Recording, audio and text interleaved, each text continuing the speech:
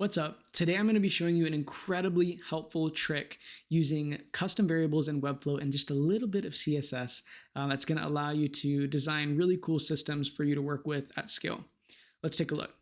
So we'll start over here in my variables. You'll see that I have primary, secondary, and tertiary variables, along with a bunch of others that I won't be digging into at this point.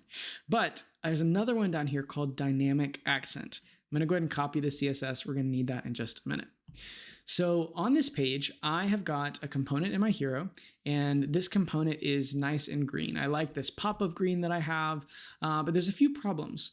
So with this accent color, my nav kind of no longer goes with this. I've got my blue brand color, but it's not the same as the brand color that I'm using within the hero. And so I want to make these things consistent.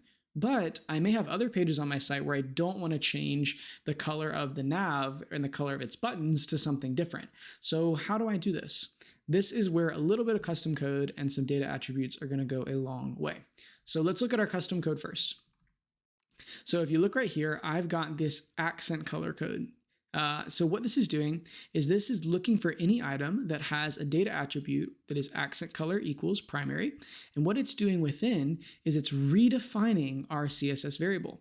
So what I just copied, this variable equals brand dynamic accent. If I wanted to use this in my code somewhere, I could say, something like background color equals that. And whatever item here, that would define the background color of that item to be this variable. So what am I doing whenever I take out the var and the parentheses? So as you see right here, we only have the dash, the name of the variable, and then we're typing the colon or equals, and we're redefining it. So basically what this means is anywhere that has accent color primary, look at that item and any of its children, because the way that CSS works is if you have a style at the parent, any children inherit it as well, unless they're further specified on that child. So it's looking for anywhere with that dynamic accent variable, and it's saying, hey, instead of being the color that it was, I want it to now be equal to the brand primary color. Same thing goes for secondary, tertiary, and then I have a white and black option as well. So let's see how this works in action. We'll discard, here we go. Okay, so in my navigation, I have a custom attribute added. It's called accent color, just like in my custom code. And then it's linked to a property, which I've also called accent color. The default value is primary. So if I go up here and I see this accent color prop, I'm going to change this to secondary. And look at that, now it has changed my color to green.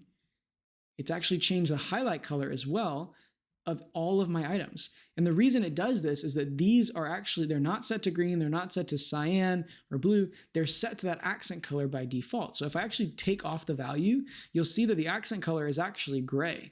That's the default that we defined over here in our variable. But what's happening when I override it using that data attribute is it means that it's going to redefine whatever items are within there. So we'll go back to secondary. Amazing. So let's see this one more way. So I've got these steps. This is if someone wants to update their DNS for us to publish their site.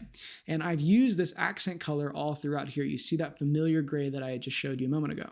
So what's helpful about this is I can sort of design a little more on the fly than I would.